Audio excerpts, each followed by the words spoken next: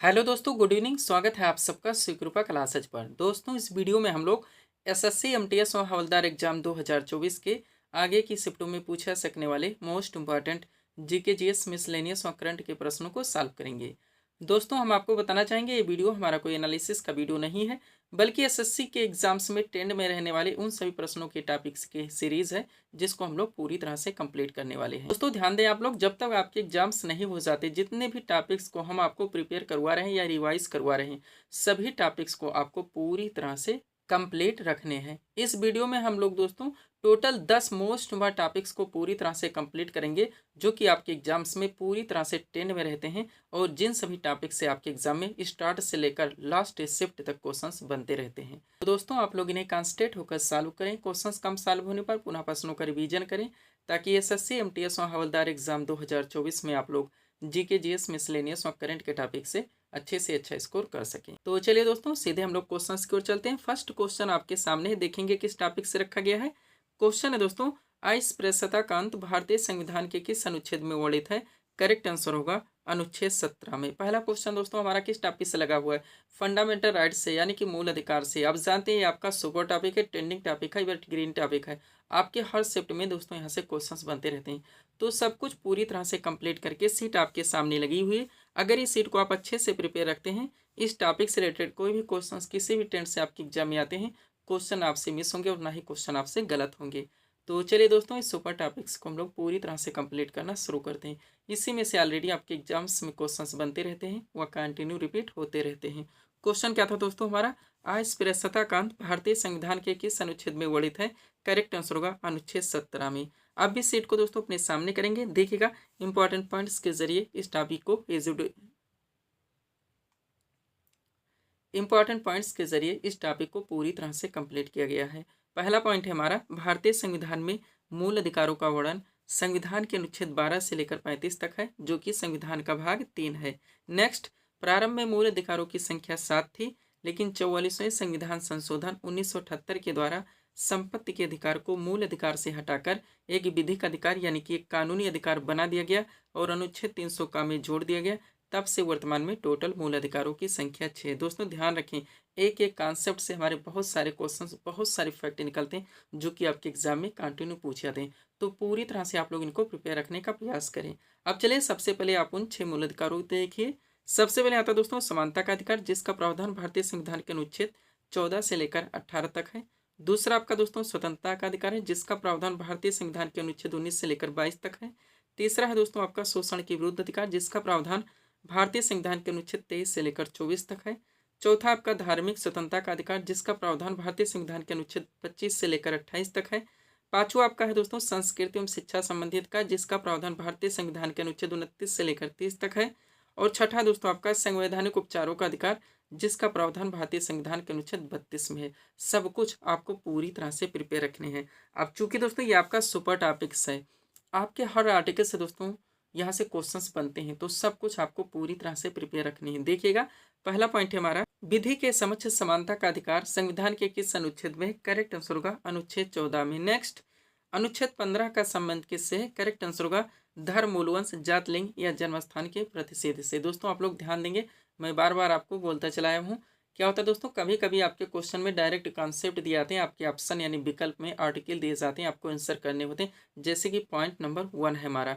Second point दोस्तों, कभी कभी क्वेश्चन के ट्रेंड को चेंज कर दिया जाता है, आपके क्वेश्चन में डायरेक्ट आर्टिकल रख दिए जाते हैं और आपके ऑप्शन में डायरेक्ट दोस्तों कॉन्सेप्ट दिए जाते हैं, आपको आंसर करने होते हैं। तो हर ट्रेंड से दोस्तों आप लोग क्वेश्चंस को प्रिपेयर रखने का प्रयास करें। चलिएगा आगे, अनुच्छेद 16 की बात की जाए दोस्तों, तो इसमें लोक नियोजन के विषयों में अवसर की समानता का प्रावधान किया गया है, या हम कह सकते हैं कि सरकारी पद प्राप्ति के समान अवसर का प्रावधान किया गया है। अनुच्छेद 17 की बात की जाए तो इसमें अस्पृश्यता के अंत का प्रावधान किया गया है। वह अनुच्छेद 18 में दोस्तों उपाधियों के अंत का प्रावधान किया गया है। एक एक आर्टिकल यहाँ से आपके लिए सुपर है, शायद कोई आर्टिकल इसमें से छूटेगा दोस्तों लास्ट शिफ्ट तक, जो कम से कम 3 से 4 बार तक रिपीट ना हो। नेक्स्ट, अनुच्छेद 19 की बात की जाए दोस्तों, तो इसमें विचार एवं अभिव्यक्ति की स्वतंत्रता का प्रावधान किया गया है। और अनुच्छेद 20 में दोस्तों अपराधों के लिए 2 सिद्धि के संबंध में संरक्षण का प्रावधान किया गया है। अनुच्छेद 21 की बात की जाए तो इसमें प्राण और दैहिक स्वतंत्रता के संरक्षण का प्रावधान किया गया है। और अनुच्छेद 21 का आपका सुपर रहेगा, 6 से 14 वर्ष तक के सभी बच्चों को अनिवार्य और निःशुल्क शिक्षा का प्रावधान इसी दोस्तों आर्टिकल के तहत किया गया है। नेक्स्ट अनुच्छेद 23 की बात की जाए तो इसमें मानव दुर्व्यापार एवं बलात्श्रम का परिच्छेद किया गया है। और अनुच्छेद 24 में दोस्तों कारखानों आदि में बालकों के नियोजन का परिच्छेद किया गया है। नेक्स्ट अनुच्छेद 29 की बात की जाए तो इसमें अल्पसंख्यक वर्गों के हितों के संरक्षण का प्रावधान किया गया है। और अनुच्छेद 32 में दोस्तों संवैधानिक उपचारों के अधिकारों का प्रावधान किया गया है। पूरी तरह से आप प्रिपेयर रहेंगे। आप जानते हैं यहाँ से आपके एग्जाम से 75 नंबर्स का वेटेज है और फाइनल मेरिट में दोस्तों ये अंक आपके शामिल होंगे। आगे चलेगा, थोड़ा सा नोट देखिए दोस्तों ताकि ये टॉपिक आपका पूरी तरह से कंप्लीट हो सके। नोट है हमारा 44वें संविधान संशोधन 1978 ने स्पष्ट किया कि राष्ट्रपति द्वारा राष्ट्रीय आपातकाल के दौरान अनुच्छेद 20 जिसमें प्रावधान किया गया है अपराधों के लिए दोष सिद्धि के संबंध में संरक्षण, और अनुच्छेद 21 जिसमें प्रावधान किया गया है जीवन और व्यक्तिगत स्वतंत्रता की सुरक्षा को निलंबित नहीं किया सकता। डाकले क्वेश्चंस आपके एग्जाम में बनते पूछे जाते हैं कि कौन कौन से आर्टिकल हैं, अनुच्छेद हैं या हमारे अधिकार हैं जो कि आपातकाल के दौरान भी नष्ट नहीं होते, खत्म नहीं होते, समाप्त नहीं होते। तो अनुच्छेद 20 और 21 से ध्यान रखेंगे। लास्ट पॉइंट हमारा भारतीय संविधान में वर्णित मूल अधिकार यूएसए के संविधान से लिए गए, ये भी आप लोग ध्यान रखेंगे। जो भी टॉपिक्स हमारे द्वारा उठाए जाते हैं उनको वहीं पे हर ट्रेंड से दोस्तों पूरी तरह से कंप्लीट कर दिया जाता है। सब्सक्राइब करें आप हमारे स्टडी चैनल शिव कृपा क्लासेज को इसी तरह की वीडियोस के लिए। आगे बढ़ेंगे दोस्तों, थोड़ा सा पीडीएफ के बारे में बात होगी, पुनः हम लोग अगले टॉपिक्स को कंप्लीट करेंगे। ध्यान दीजिएगा, एसएससी ऑल एग्जाम्स और रेलवे ऑल एग्जाम्स का ऑल इन वन नया वर्जन कंबाइंड पीडीएफ दोस्तों हमारे द्वारा पूरी तरह से प्रिपेयर किया गया है, क्योंकि आपकी बहुत सारी वैकेंसीज दोस्तों एसएससी में भी लग गई हैं और रेलवे में भी लग गई हैं। तो स्टूडेंट के मतानुसार दोस्तों पीडीएफ रेडी किया गया है ताकि आपको अलग अलग वैकेंसीज के लिए दोस्तों इसमें अलग अलग पीडीएफ लेने की आवश्यकता न पड़े। वैकेंसीज की बात की जाए तो आप जानते हैं दोस्तों सीजीएल टियर 1 आपका समाप्त हो चुका है, टियर 2 की तैयारी है, एमटीएस आपका चल रहा है, जीडी आपकी लगी हुई है, रेलवे में आपका आरपीएफ कांस्टेबल और एसआई है, एलपी है, टेक्नीशियन है, एनटीपी से ग्रुप डी है। इनमें से किसी भी वैकेंसीज में अच्छी फाइट के लिए दोस्तों आप इस पीडीएफ को परचेज कर सकते हैं। इस पीडीएफ को बनाने में आपके एसएससी और रेलवे के विभिन्न एग्जाम्स के प्रीवियस एग्जाम्स के क्वेश्चंस को भी पूरी तरह से एनालाइज किया गया, उनको शामिल किया गया है। इसके अलावा दोस्तों आपके क्वेश्चंस के वेटेज को, उनके लेवल को, उनके ट्रेंड को भी पूरी तरह से ध्यान में रखा गया है। इसमें आपका साइंस का स्पेशल पीडीएफ आएगा, यानी फिजिक्स, केमिस्ट्री व बायो का पूरा आपका स्टैटिक जीके व विविध यानी मिसलेनियस का स्पेशल पीडीएफ आएगा, और पूरा आपका करंट का भी स्पेशल पीडीएफ आएगा। मात्र 100 रुपीज़ इसकी पेड फीस रखी गई। व्हाट्सअप नंबर आप लोगों के सामने है जहां पर आप जुड़कर पीडीएफ ले सकते हैं। बढ़ेंगे दोस्तों हम लोग अगले टॉपिक्स की ओर। अगला क्वेश्चन दोस्तों आपके सामने है, देखेंगे किस टॉपिक से रखा गया है। क्वेश्चन है दोस्तों हमारा देवधर ट्रॉफी किस खेल से संबंधित है? करेक्ट आंसर होगा क्रिकेट से। टॉपिक क्या है दोस्तों हमारा प्रमुख राष्ट्रीय कप एवं ट्रॉफी। आप लोग जानते हैं डाकले क्वेश्चंस बनते हैं। आगा कप किस खेल से संबंधित है? संतोष ट्रॉफी किससे संबंधित है? देवधर ट्रॉफी किससे संबंधित है? संतोष ट्रॉफी किससे संबंधित है? तो जितने भी हो सकते हैं दोस्तों सब कुछ 100% कंप्लीट करके सीट आपके सामने लगा दी गई। इस सीट को आप लोग अच्छे से प्रिपेयर रखते हैं। इस टॉपिक से कोई भी क्वेश्चन आपके एग्जाम में आते हैं ना क्वेश्चन आपसे मिस होंगे और ना ही क्वेश्चन आपसे गलत होंगे। यह हर टॉपिक दोस्तों आपको पूरी तरह से कंप्लीट करने ही होंगे अगर एसएससी और रेलवे के एग्जाम्स में आपको अच्छी फाइट करनी है। एक बात हम कहना चाहेंगे दोस्तों, अगर आप अपने एग्जाम से कम समय में अच्छे स्कोर करना चाहते हैं तो आप जितने भी लोग पीडीएफ ले चुके हैं, ले रहे हैं, आप दोस्तों उनका प्रिंट आउट निकलवा लीजिए। पीडीएफ को इस फॉर्मेट में बनाया गया है कि आपको दोस्तों पढ़ने में भी अच्छा लगेगा और याद भी होगा।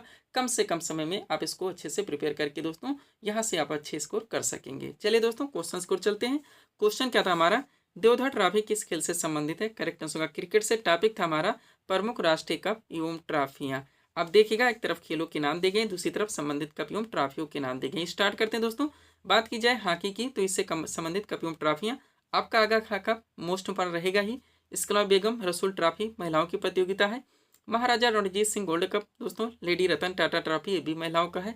गुरु नानक चैंपियनशिप ये भी महिलाओं का है। ध्यानचंद ट्रॉफी भी आपका मोस्ट इंपॉर्टेंट है। Nehru trophy, Scindia gold cup और बेलिंगटन कप, इतने कप एवं ट्रॉफियां दोस्तों हॉकी खेल से रिलेटेड हैं। पूरी तरह से आपको प्रिपेयर रखनी है। आगे बढ़िएगा, फुटबॉल कप से संबंधित दोस्तों हम लोग कप एवं ट्रॉफियां देखेंगे। तो डीसीएम ट्रॉफी, उसके बाद में डूरंट कप आपका सुपर रहता ही है। रोवर्स कप, बीसी राय ट्रॉफी जो कि राष्ट्रीय चैंपियनशिप है। संतोष ट्रॉफी आप जानते हैं सुपर रहता है, आपका हजारों बार पूछा गया, ये भी राष्ट्रीय चैंपियनशिप है। सुब्रतो मुखर्जी कप और सर आशुतोष मुखर्जी ट्रॉफी, इतना आप लोग यहाँ से प्रिपेयर रखेंगे जो कि फुटबॉल खेल से रिलेटेड है। क्रिकेट खेल से संबंधित कप एवं ट्रॉफियां देखेंगे तो रणजी ट्रॉफी आपका सुपर है, राष्ट्रीय चैंपियनशिप है ये। Irani trophy, CK Naidu trophy, Rani Jhansi trophy, Deodhar trophy, GD Birla trophy. Table tennis से संबंधित देखेंगे दोस्तों तो वारना बेलिक कप पुरुषों की प्रतियोगिता है। जयलक्ष्मी का दोस्तों महिलाओं का है। राजकुमारी चैलेंज कप जूनियर महिला का और रामानुज ट्रॉफी दोस्तों जूनियर पुरुष का है। बैडमिंटन की बात की जाए तो नारंग कप हो गया, चड्ढा कप हो गया, अमृत दीवान कप हो गया, बास्केटबॉल से रिलेटेड देखेंगे तो नेहरू कप और फेडरेशन कप। जितने भी फैक्ट हम आपको क्लियर करवा रहे हैं आप अच्छे से प्रिपेयर रखिए दोस्तों, वो हर टॉपिक हमारे द्वारा पूरी तरह से प्रिपेयर कर दिए गए हैं, जो कि आपके एग्जाम्स के लिए में दोस्तों यानी कि आपके पाठ्यक्रम में मेंशन किए गए हैं। आगे बढ़िएगा, अगला आपका क्या दोस्तों, पोलो से संबंधित आप देखेंगे तो इसरा कप, पृथ्वीपाल सिंह कप और राधा मोहन कप। गोल से संबंधित में Walker Cup, circuit cup, Ryder Cup ध्यान रखेंगे आप लोग। पीडीएफ के लिए व्हाट्सअप नंबर लगा हुआ है। बढ़ेंगे दोस्तों हम लोग अगले टॉपिक्स की ओर। एनालिसिस में दोस्तों हम भी यही सीट अपनी लगाते थे, आप लोग जानते होंगे, जब एनालिसिस पर रोक नहीं लगी थी, केवल क्वेश्चन उठाए जाते थे जो कि दोस्तों एग्जाम में पूछे जाते थे, उसके नीचे हम अपनी ये सीट लगा के उसको दोस्तों सॉल्व करवा देते थे, क्योंकि क्वेश्चन हमारे इस टॉपिक से दोस्तों मिल ही जाते थे जो कि एग्जाम्स में पूछे जाते थे। अगला क्वेश्चन दोस्तों आपके सामने देखेंगे किस टॉपिक से रखा गया है। क्वेश्चन है हमारा, वॉलीबॉल के प्रत्येक पक्ष में कितने खिलाड़ी होते हैं? करेक्ट आंसर होगा 6 खिलाड़ी। क्वेश्चन किस टॉपिक से लगा दोस्तों?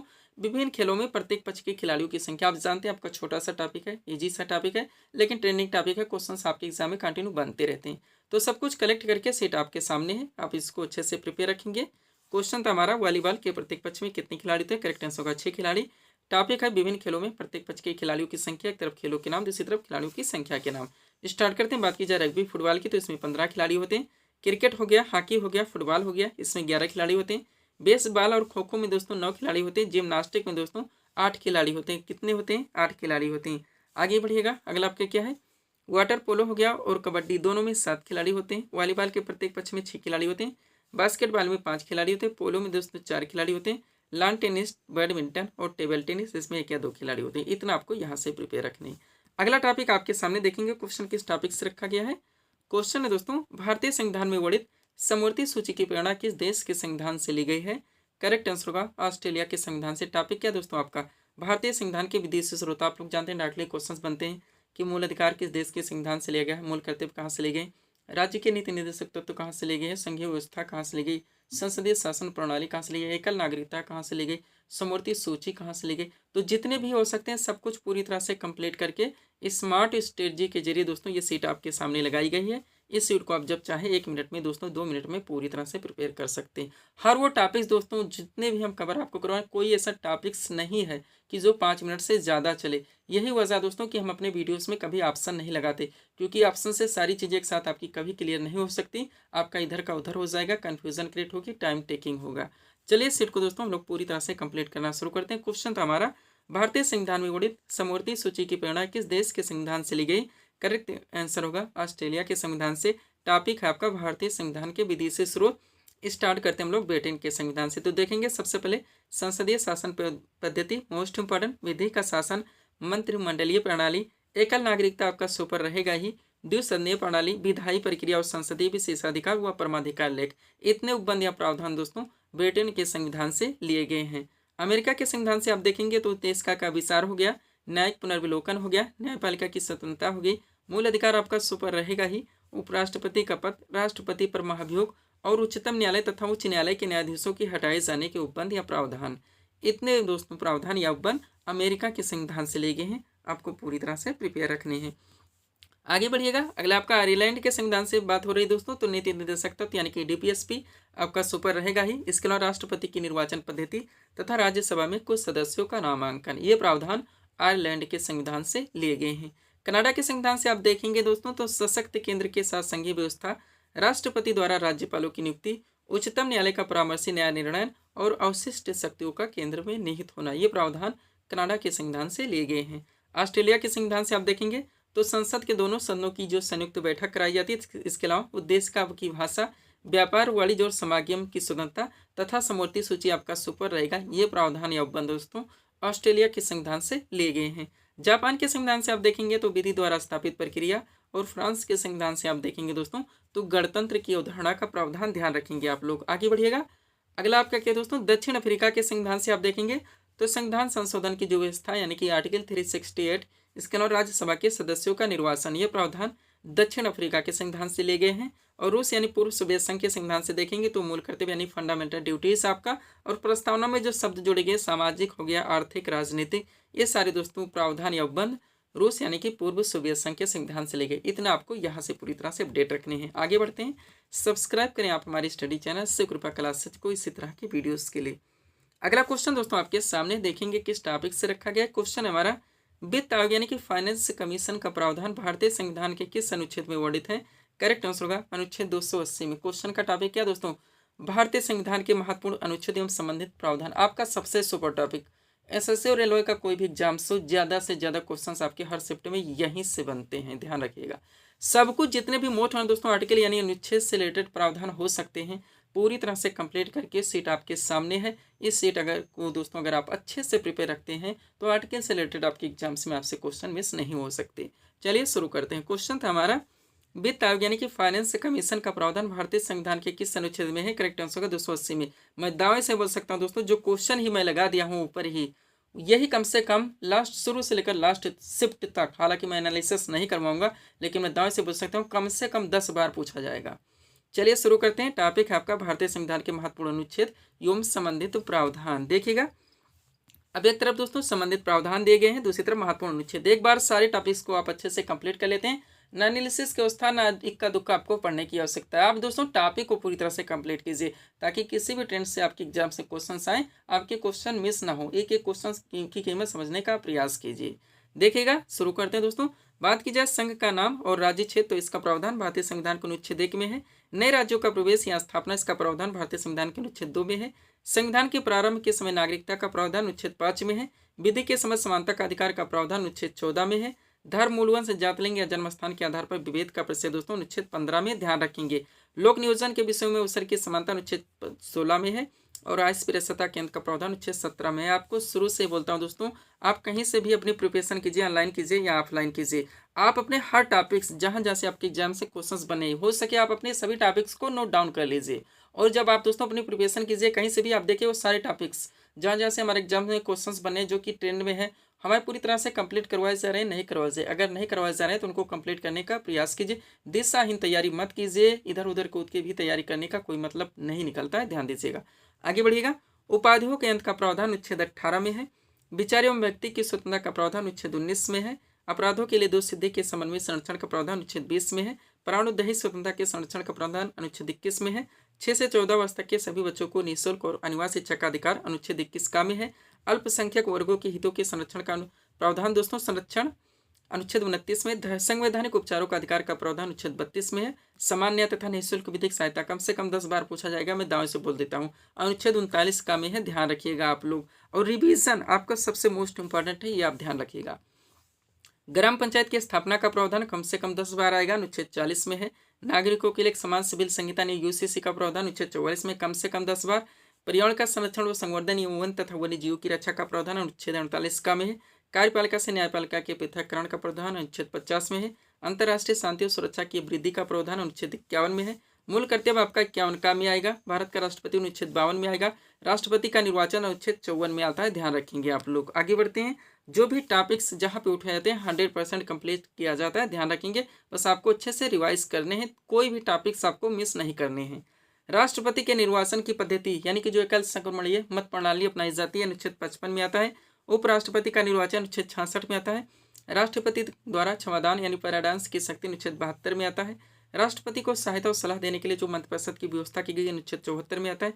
भारत का महानिधि यानी कि attorney general of India, Bharat का प्रथम विधि अधिकारी अनुच्छेद 76 में आता है। क्या आप कमेंट करके बताएंगे दोस्तों वर्तमान में भारत के महानिधि कौन है? सब कुछ करंट के पीडीएफ में पूरी तरह से मेंशन है, सब कुछ आपको रिवाइज करवाया जा चुका है।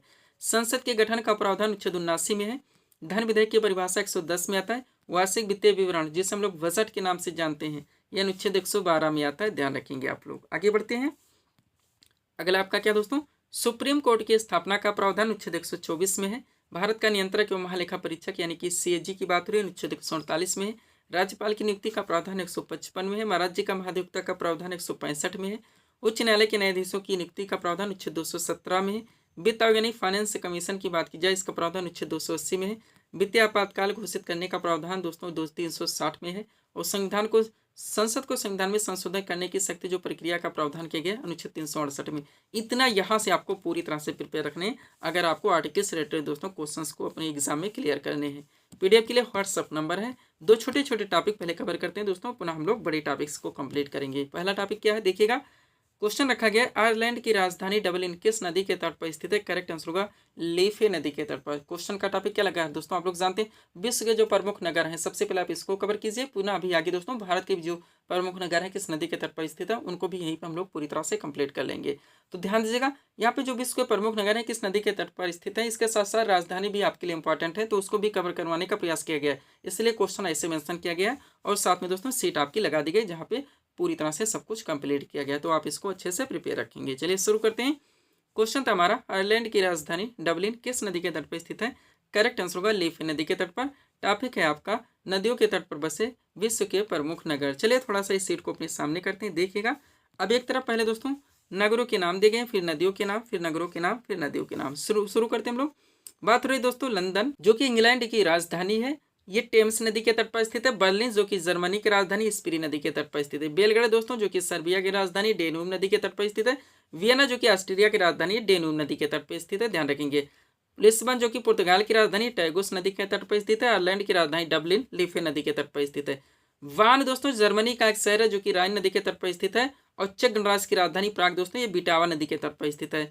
इटली की राजधानी रोम दोस्तों टाइबर नदी के तट पर स्थित है। फ्रांस की राजधानी पेरिस ये सीन नदी के तट पर स्थित है, ध्यान रखेंगे। बुडापेस्ट की राजधानी हंगरी दोस्तों डेन्यूब नदी के तट पर स्थित है। और स्पेन की राजधानी मैड्रिड दोस्तों ये मैंजनियर नदी के तट पर स्थित है। यूएसए की राजधानी वाशिंगटन जो कि पोटोमेक नदी के तट पर स्थित है। और म्यांमार की राजधानी दोस्तों रंगून ये इरावदी नदी के तट पर स्थित है। सब कुछ आप पूरी तरह से कंप्लीट रखेंगे। आगे बढ़िएगा। क्या दोस्तों ऑस्ट्रेलिया का एक शहर है जिसका नाम है पर्थ, वास्तव में ये पश्चिमी ऑस्ट्रेलिया की राजधानी भी है दोस्तों, जो कि स्वान नदी के तट पर स्थित है। और दोस्तों जापान की राजधानी टोक्यो ये अराकान नदी के तट पर स्थित है। ऑस्ट्रेलिया का एक शहर है सिडनी जो कि डार्लिंग नदी के तट पर स्थित है। और यूएसए का एक शहर है न्यूयॉर्क, आप लोग जानते हैं, जो कि हडसन नदी के तट पर स्थित है। पाकिस्तान का एक शहर है कराची जो कि सिंधु नदी के तट पर स्थित है। और पाकिस्तान का एक शहर है दोस्तों लाहौर जो कि रावी नदी के तट पर स्थित है। चीन का एक शहर है दोस्तों शंघाई जो कि यांगटीसी नाक्यांग नदी के तट पर स्थित है। और इराक की राजधानी बगदाद दोस्तों ये टिग्रिस नदी के तट पर स्थित है। इतना यहाँ से आपको पूरी तरह से प्रिपेयर रखने हैं। आगे बढ़ेगा। अब भारत के परिप्रेक्ष्य में आप लोग पूरी तरह से कंप्लीट कर लीजिए। क्वेश्चन रखा गया है अहमदाबाद किस नदी के तट पर स्थित नगर है? करेक्ट आंसर होगा साबरमती। टॉपिक है आपका दोस्तों नदियों के तट पर बसे भारत के प्रमुख शहर, देखिएगा। चलिए सीट को थोड़ा सा अपने सामने करते हैं। अब एक तरफ दोस्तों इसमें नगरों के नाम दिए गए, फिर नदियों के नाम, फिर नगरों के नाम, फिर नदियों के नाम। स्टार्ट करते हैं। बात की जाए आगरा की, जो कि दोस्तों यमुना नदी के तट पर स्थित है। अहमदाबाद आप लोग जानते हैं साबरमती नदी के तट पर स्थित है। कटक महानदी के तट पर स्थित है। कोलकाता हुगली नदी के तट पर स्थित है। हरिद्वार गंगा नदी के तट पर स्थित है। गुवाहाटी ब्रह्मपुत्र नदी के तट पर स्थित है। नासिक गोदावरी नदी के तट पर स्थित है। पणजी मांडवी नदी के तट पर स्थित है। उज्जैन छिप्रा नदी के तट पर स्थित है। सूरत ताप्ती नदी के तट पर स्थित है। श्रीनगर झेलम नदी के तट पर स्थित है। अयोध्या दोस्तों ये सरयू नदी के तट पर स्थित है। पूरी तरह से आप कंप्लीट रखेंगे। आगे बढ़िएगा। अगला आपका क्या दोस्तों तिरुचिरापल्ली जो कि कावेरी नदी के तट पर स्थित है। हैदराबाद मूसी नदी के तट पर स्थित है। जौनपुर गोमती नदी के तट पर स्थित है। संबलपुर महानदी के तट पर स्थित है। डिब्रूगढ़ ब्रह्मपुत्र नदी के तट पर स्थित है। लखनऊ गोमती नदी के तट पर स्थित है। पटना गंगा नदी के तट पर स्थित है। इलाहाबाद जिसका नाम दोस्तों चेंज करके प्रयागराज रखा गया, ये गंगा यमुना के तट पर स्थित है। इतना आपको यहाँ से पूरी तरह से प्रिपेयर रखने। आगे बढ़ते हैं। सब्सक्राइब करें आप हमारे स्टडी चैनल शिव कृपा क्लासेज को इसी तरह के वीडियोज़ के लिए। अगला क्वेश्चन दोस्तों आपके सामने देखेंगे किस टॉपिक से रखा गया। क्वेश्चन है हमारा हरिप्रसाद चौरसिया का संबंध किस वाद्यंत्र से? करेक्ट आंसर होगा बांसुरी से। क्वेश्चन हमारा किस टॉपिक से लगा दोस्तों? प्रमुख वादक एवं उनके वाद्यंत्र। आप जानते हैं आपका सुपर टॉपिक है, ट्रेंडिंग टॉपिक है, एवरग्रीन टॉपिक है। आपके हर शिफ्ट में दोस्तों यहाँ से क्वेश्चंस पूछे जाते हैं, तो सब कुछ पूरी तरह से कलेक्ट करके सीट आपके सामने लगी हुई है। अगर इस सीट को आप अच्छे से प्रिपेयर रखते हैं, किसी भी शिफ्ट में दोस्तों आपके एग्जाम से क्वेश्चन आते हैं, ना क्वेश्चन आपसे मिस होंगे और ना ही क्वेश्चन आपसे गलत होंगे। तो चलिए मोस्ट इम्पोर्टेंट टॉपिक्स को हम लोग पूरी तरह से कंप्लीट करना शुरू करते हैं। क्वेश्चन था हमारा हरिप्रसाद चौरसिया का संबंध किस वाद्ययंत्र से है? करेक्ट आंसर होगा बांसुरी से। देखिएगा दोस्तों इस सेट को थोड़ा सा अपने सामने करते हैं। इंपॉर्टेंट पॉइंट्स के जरिए 1 मिनट में इस टॉपिक को हम लोग पूरी तरह से कंप्लीट करेंगे। शुरू करते हैं दोस्तों। पहला पॉइंट है हमारा जाकिर हुसैन, अल्लाह रखा खां, गुदई महाराज, सफात खान और लतीफ़ खां। 5 नाम ध्यान रखिए, पाँचों मोस्ट इंपॉर्टेंट हैं। ये तबला वादक है। नेक्स्ट पंडित रविशंकर, बिलायत खां, निखिल बनर्जी, बंदे हसन और शाहिद परवेज। 5 नाम यहाँ पर भी ध्यान रखेंगे, पाँचों मोस्ट इंपॉर्टेंट हैं। ये सितार वादक है। नेक्स्ट हरिप्रसाद चौरसिया, पन्नालाल घोष, रोनू मजूमदार, राजेंद्र कुलकर्णी। केवल 4 नाम ध्यान रखें, चारों मोस्ट इंपॉर्टेंट है। ये बांसुरी वादक है। नेक्स्ट अमजद अली खां, अलाउद्दीन खां, अली अकबर खां और हाफिज खां। 4 नाम यहाँ पर भी ध्यान रखें, चारों मोस्ट इंपॉर्टेंट है। ये सरोद वादक हैं। अब आगे बढ़िएगा, केवल 2 नाम ध्यान रखें। सबसे पहले उस्ताद बिस्मिल्लाह खान और दयाशंकर जगन्नाथ, केवल 2 नाम। शहनाई वादक हैं 2 ही नाम, गोविंद स्वामी पिल्लई और एल सुब्रमण्यम जो कि वायलिन से संबंधित हैं। अब आगे बढ़िएगा, केवल एक नाम उस्ताद रहमान खान। पखावत से एक ही नाम टीबी गोपालकृष्ण। मृदंग से एक ही नाम नीरू स्वामी पिल्लई। नादस्वरम से एक ही नाम शिव कुमार शर्मा। संतूर से एक ही नाम असद अली खां। रुद्र वीणा से एक ही नाम यू श्रीनिवासन। मैंडोलिन से एक ही नाम अन्नपूर्णा देवी जो कि सुरबार से। जब चाहे आप 1 मिनट में इसको अपडेट कर सकते हैं। यही वजह हम अपने वीडियोस में दोस्तों कभी ऑप्शन नहीं लगाते। ऑप्शन से चीज़ें आपकी दोस्तों कन्फ्यूजन में चली जाएंगी। आपका सितार का तबला में चला जाएगा, बांसुरी का स्रोत कभी कंप्लीट नहीं होगा, केवल कन्फ्यूजन क्रिएट होगी और टाइम टेकिंग होगा। आगे बढ़िएगा, पीडीएफ के बारे में ऑलरेडी हम आपको बता चुके हैं दोस्तों। बहुत सारी वैकेंसीज लग जाने के कारण इसका कंप्लीट नया वर्जन पूरी तरह से रेडी किया गया है, एसएससी और रेलवे का ऑल इन वन पीडीएफ। इसके अलावा बिहार एसएससी 10+2 दोस्तों ये 2023 की वैकेंसी है, जो अभी तक हो नहीं पाया है इसका एग्जाम। इसका फिर से नया वर्जन पीडीएफ हमारे द्वारा दोस्तों रेडी किया गया है। इसके अलावा यूपी SSS से जुड़े विभिन्न वैकेंसीज के दोस्तों जीके जीएस व यूपी स्पेशल में स्टैटिक व करंट के पीडीएफ भी हमारे द्वारा रेडी किए गए हैं। बढ़ेंगे दोस्तों हम लोग अगले टॉपिक्स की ओर। अगला क्वेश्चन आपके सामने देखेंगे किस टॉपिक से रखा गया क्वेश्चन। दिल्ली सल्तनत का शासनकाल कब से कब तक था? करेक्ट आंसर होगा 1206 से लेकर 1526 ईस्वी तक। क्वेश्चन का टॉपिक क्या दोस्तों? दिल्ली सल्तनत। आप जानते हैं दोस्तों मिडिवल हिस्ट्री का बहुत बड़ा पार्ट दिल्ली सल्तनत। बहुत सारे क्वेश्चन, बहुत सारे फैक्ट यहाँ से निकलते हैं जो पूरी तरह से दोस्तों एक सीट लगा के कंप्लीट कर लिए गए। अगर इस सीट को आप अच्छे से प्रिपेयर रखते हैं, आपको अपने एग्जाम्स के लिए बहुत सारे क्वेश्चन एक साथ कलेक्ट हो जाएंगे। तो चलिए दोस्तों इस मोस्ट इम्पॉर्टेंट सेट को हम लोग पूरी तरह से कंप्लीट करना शुरू करते हैं। क्वेश्चन था हमारा दिल्ली सल्तनत का शासनकाल कब से कब तक था? करेक्ट आंसर होगा 1206 से लेकर 1526 ईस्वी तक। अब नोट देखिएगा, पहला पॉइंट है हमारा भारत पर पहला सफल मुस्लिम आक्रमण मोहम्मद बिन कासिम ने 712 ईस्वी में किया था। उसने सिंध एवं मुल्तान को जीत लिया था। नेक्स्ट, महमूद गजनवी ने 1001 से 1027 ईस्वी के बीच भारत पर 17 आक्रमण किए। इनमें 1025 ईस्वी में सोमनाथ के शिव मंदिर पर किया गया आक्रमण सबसे प्रसिद्ध था और मोहम्मद गौरी को भारत में तुर्क सत्ता का संस्थापक माना जाता है। सब कुछ पूरी तरह से आपको प्रिपेयर रखना है, ये बेसिक चीज़ें थी। अब यहाँ से दोस्तों आपका दिल्ली सल्तनत स्टार्ट होगा। चलिए पहला पॉइंट देखिएगा, दिल्ली सल्तनत के सिंहासन पर कुल 5 राजवंशों ने शासन किया। इन राजवंशों का शासनकाल क्रम से इस प्रकार ध्यान रखेंगे। सबसे पहले इस पर गुलाम वंश है जिन्होंने शासन किया 1206 से लेकर 1290 ईस्वी तक। उसके बाद में खिलजी वंश है जिन्होंने शासन किया 1290 से 1320 ईस्वी तक। उसके बाद में तुगलक वंश है जिन्होंने शासन किया 1320 से 1414 ईस्वी तक। उसके बाद में सैयद वंश है जिन्होंने शासन किया 1414 से 1451 ईस्वी तक। उसके बाद में लोधी वंश है जिन्होंने शासन किया 1451 से लेकर 1526 ईस्वी तक। ध्यान रखेंगे अलग अलग टेंस से सारे क्वेश्चंस आपको कोड के माध्यम से मिलाने के लिए, क्रम से दोस्तों करने के लिए आपके एग्जाम्स में पूछे जाते हैं। अब इनके बीच में जितने भी क्वेश्चंस बनते हैं उनको आप लोग पूरी तरह से वन लाइनर के माध्यम से कवर करेंगे। देखिएगा पहला क्वेश्चन है गुलाम वंश के संस्थापक कौन थे? करेक्ट आंसर होगा कुतुबुद्दीन ऐबक। नेक्स्ट, गुलाम वंश के किस शासक को लाख बख्श के नाम से जाना था? तो भी कुतुबुद्दीन ऐबक। कुतुब मीनार की नींव किस शासक ने डाली थी? तो भी कुतुबुद्दीन ऐबक। दिल्ली सल्तनत के किस सुल्तान की मृत्यु चौगान या पुलतो खिलते हुए हुई थी? तो भी कुतुबुद्दीन ऐबक। और कुब्बतुल इस्लाम मस्जिद का निर्माण किसने करवाया था? कुतुबुद्दीन ऐबक। 5 क्वेश्चन आपके दोस्तों कुतुबुद्दीन ऐबक से ध्यान रखेंगे आप लोग। नेक्स्ट, तुर्कानी चहलगानी दल का गठन किसने किया था? इल्तुतमिश ने। सुपर क्वेश्चन हैं सारे आपके एग्जाम के लिए। नेक्स्ट, दिल्ली सल्तनत के किस सुल्तान ने इक़्तिदारी प्रथा चलवाई? तो इल्तुतमिश ने। नेक्स्ट, कुतुब मीनार के निर्माण कार्य को किसने पूरा करवाया था? इल्तुतमिश ने। ध्यान रखेंगे। नेक्स्ट, दिल्ली सल्तनत की दरबारी भाषा क्या थी? फारसी थी। किताबुल हिंद की रचना किसने की थी? अल-बरूनी ने। आगरा नगर की स्थापना किसके द्वारा की गई थी? सिकंदर लोदी के द्वारा। भारत की प्रथम महिला मुस्लिम शासिका कौन थी? रजिया सुल्तान। रजिया सुल्तान ने कब से कब तक शासन किया था? तो 1236 से लेकर 1240 तक। नेक्स्ट, लौह एवं रक्त की नीति किसने अपनाई थी? बलबन ने। दीवान ए अर्ज की स्थापना किसने की थी? तो भी बलबन ने। ध्यान रखेंगे आप लोग। आगे बढ़िएगा, अगला क्वेश्चन आपका क्या लगा है दोस्तों? बाजार नियंत्रण प्रणाली किसने अपनाई थी? अलाउद्दीन खिलजी ने। तुगलक वंश का संस्थापक कौन था? गयासुद्दीन तुगलक। यात्री इब्न बतूता किस देश का निवासी था? मोरक्को का। किताबुल रिहला नामक पुस्तक की रचना किसने की थी? इब्न बतूता ने। अलाई दरवाजा का निर्माण किसने करवाया था? अलाउद्दीन खिलजी ने। और तुगलक नामक की रचना किसने की थी? मुर्ख खुसरो ने। यहाँ तक आपको इसको पूरी तरह से प्रिपेयर रखने। पीडीएफ के लिए व्हाट्सअप नंबर है। बढ़ेंगे दोस्तों हम लोग अगले टॉपिक्स की ओर। अगला क्वेश्चन दोस्तों आपके सामने देखेंगे किस टॉपिक से रखा गया। क्वेश्चन है हमारा केंद्रीय वन अनुसंधान संस्थान कहाँ पर स्थित है? करेक्ट आंसर का देहरादून में। टॉपिक क्या दोस्तों आपका? भारत के जो प्रमुख शोध संस्थान है, आप लोग जानते हैं डाकली पूछाते हैं, लोकेशन हमें बताने होते हैं। तो सब कुछ पूरी तरह से कलेक्ट करके सीट आपके सामने लगी हुई, सीट को आपको अच्छे से प्रिपेयर रखने के लिए शुरू करते हैं। क्वेश्चन था केंद्रीय वन अनुसंधान संस्थान कहाँ पर स्थित है? देहरादून में। दोस्तों टॉपिक है आपका भारत के प्रमुख शोध संस्थान। इस सीट को अपने सामने करेंगे। देखिएगा दोस्तों, एक तरफ शोध संस्थान के नाम दिए गए, दूसरी तरफ संबंधित दोस्तों लोकेशन यानी स्थिति के नाम दिए गए हैं। बात की जाए भारतीय कृषि अनुसंधान संस्थान जो कि नई दिल्ली में स्थित है। केंद्रीय चावल अनुसंधान संस्थान कटक में स्थित है। भारतीय गन्ना अनुसंधान संस्थान लखनऊ में स्थित है। केंद्रीय आलू अनुसंधान संस्थान शिमला में स्थित है। केंद्रीय तंबाकू अनुसंधान संस्थान राजमुंदरी में स्थित है। केंद्रीय वन अनुसंधान संस्थान देहरादून में स्थित है। भारतीय चीनी तकनीकी संस्थान कानपुर में स्थित है। भारतीय लाख अनुसंधान संस्थान दोस्तों ये रांची में स्थित है, आपको पूरी तरह से ध्यान रखनी है। आगे बढ़िएगा। राष्ट्रीय डेयरी अनुसंधान संस्थान करनाल में स्थित है। केंद्रीय ईंधन अनुसंधान संस्थान जलगोड़ा में स्थित है। केंद्रीय चमड़ा अनुसंधान संस्थान चेन्नई में स्थित है। केंद्रीय खानन अनुसंधान संस्थान धनबाद में स्थित है। केंद्रीय औषधि अनुसंधान संस्थान लखनऊ में स्थित है। भारतीय सर्वेक्षण विभाग देहरादून में स्थित है। भारतीय मौसम विज्ञान संस्थान नई दिल्ली में स्थित है। राष्ट्रीय धातु विज्ञान प्रयोगशाला आपका जमशेदपुर में स्थित है। कहाँ पे? जमशेदपुर में। आगे बढ़िएगा।